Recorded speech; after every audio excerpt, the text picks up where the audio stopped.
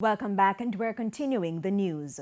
The mayor of Spanish Town is calling on the JDF to amplify background checks on individuals seeking to join the military.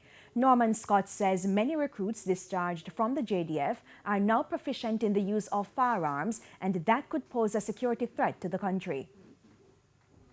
We see the JDF is recruiting and recruiting and recruiting.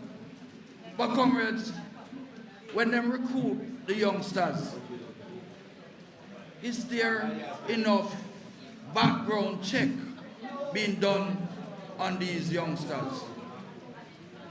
Is it that when they recruit them and they train them, is that time them checking, doing the background check, comrades?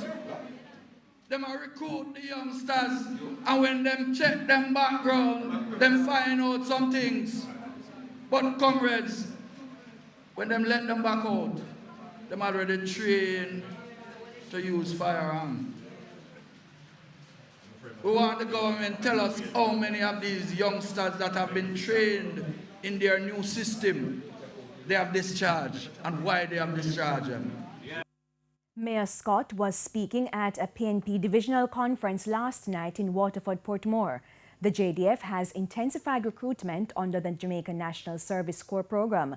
Opposition spokesman on national security Peter Bunting has also raised concerns about the recruitment exercise and its likely impact on national security.